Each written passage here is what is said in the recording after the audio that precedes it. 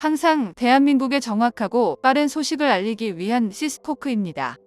구독과 좋아요는 영상 제작에 큰 힘이 됩니다.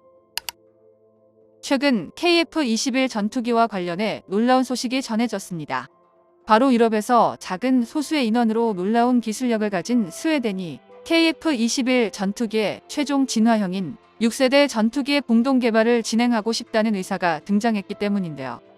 국내에서는 이미 인도네시아와 공동 개발했다가 큰 낭패를 당했기 때문에 앞으로 공동 개발은 굉장히 신중해야 한다고 말하고 있습니다. 그래서 준비했습니다. 오늘은 KF-21 전투기의 6세대 공동 개발에 대해 알아보겠습니다.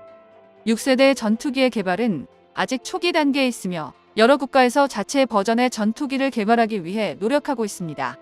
현재 6세대 전투기를 개발하고 있는 국가들은 미국, 일본, 프랑스, 독일, 스페인, 러시아, 중국 등이 있는데요. 그중 유럽에서는 영국, 이탈리아, 일본이 추진하는 글로벌 전투 항공 프로그램 GCAP와 프랑스, 독일, 스페인의 미래 전투 항공 시스템 FCAS가 진행되고 있습니다. 그런데 이들 그룹에서 영업 1순위 국가가 바로 스웨덴인데요.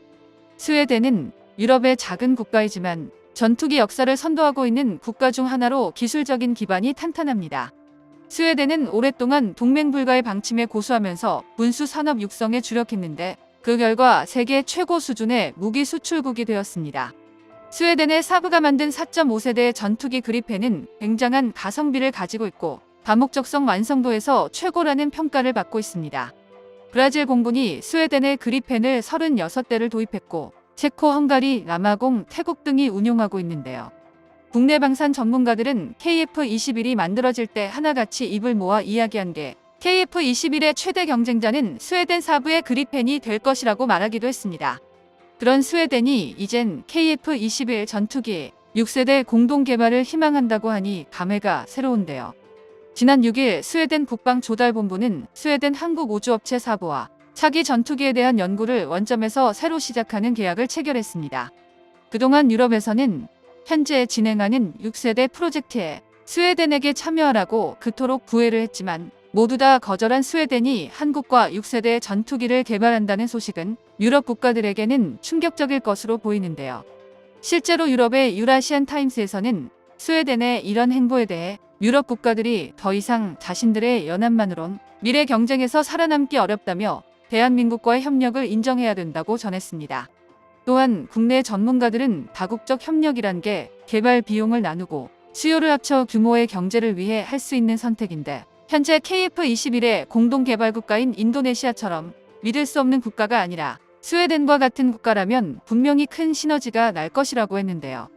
영국과 일본 등 많은 국가들이 6세대 프로젝트의 독자 개발을 중단했는데 이는 차세대 전투기가 요구하는 성능이 엄청나고 그에 따른 개발비가 상상을 초월할 만큼 비싸기에 혼자 개발하기가 벅차기 때문이라고 했습니다.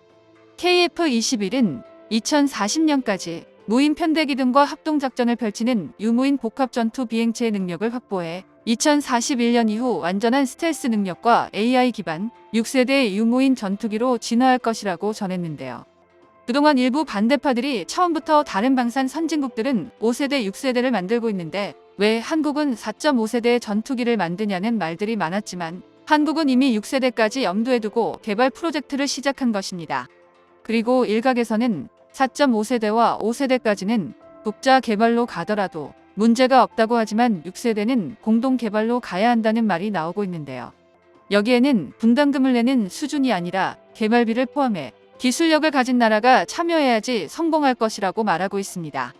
게다가 유럽에서 영국, 일본, 이탈리아가 6세대 전투기 개발을 하고 있고 프랑스, 독일, 스페인이 공동 개발을 준비하고 있는 상황에서 스웨덴이 대한민국과 공동 개발에 협력하게 된다면 서로가 윈윈일 수 있습니다.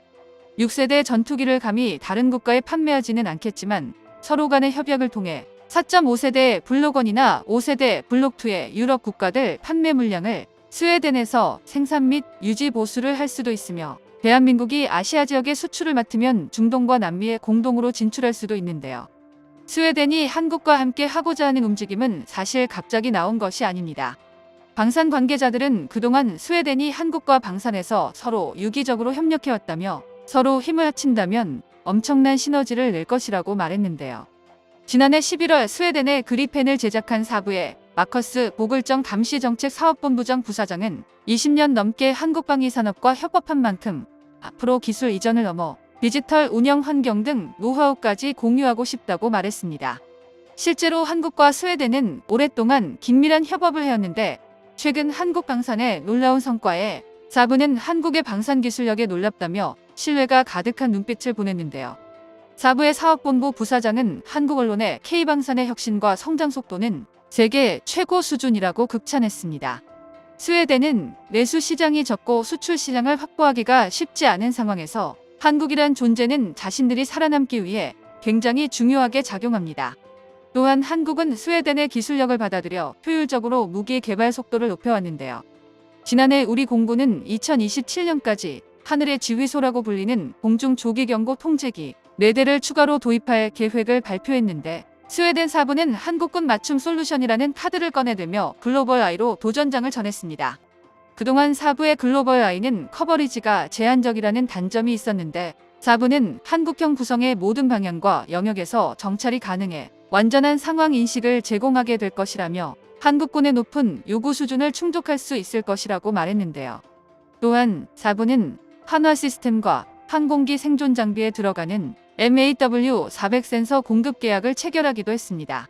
MAW-400 센서는 자외선 대역에 기반한 미사일 경보 장치로 한국 공군의 CH-30 수송기 개량 사업에 이용될 예정인데요. 또한 사부는 지난해 11월 한국방위사업청과 아서무기 대포병 레이더 시스템의 유지 보수를 위한 부품 지원 및 공급에 관한 계약을 체결했다고 밝혔습니다. 사부는 LIG, 렉스원과 협력 생산한 대포병 탐지 레이더 아서의 기술을 이전하게 됐는데요. 스웨덴 예테보리에 있는 유지 보수 부품 공급 및 후선 업무 지원팀과 협력하여 한국 사무소의 현지 지원팀과 함께 이번 과업을 수행할 예정입니다. 이처럼 스웨덴은 한국과 방위산업의 많은 분야에서 서로 간의 협력을 하고 있는데요. 게다가 스웨덴 군 총사령부 합동작전본부장은 지난달 26일 한국을 찾아왔습니다. 그가 한국에 온 이유는 스웨덴의 유럽뿐만 아니라 인도 태평양 지역에 군사 안보와 네트워크를 구축해야 하는데 그 주요 축이 한국이라고 생각하기 때문이네요. 그러면서 방한 중에 한국군 카운터파트들을 만나면서 방위산업 관련 협의도 할 것이라고 했는데 이것이 찾아온 가장 중요한 이유처럼 보였습니다. 스웨덴 합동작전본부장은 한국과 여러 단계가 진행될 것으로 예상하는데 지금 말할 수 있는 건 양국 간 협력은 더 강화될 것이라는 점이라며 한국의 군사 및 방산에 대한 나의 믿음은 두텁다고 말했습니다. 그는 특히 군사 레이더부터 잠수함 등 다양한 흥미로운 협력이 진행 중이라고 말했는데요. 군사 전문가들은 현재 6세대 전투기 개발은 다국적 협력 사업으로 진행되고 있기에 우리 역시 스웨덴의 합류가 큰 힘이 될 것이라고 전했습니다.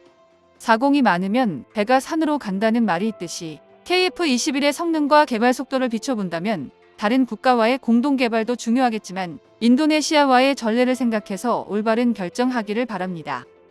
정보가 도움되셨다면 구독과 좋아요 부탁드립니다. 이상 시스코크입니다.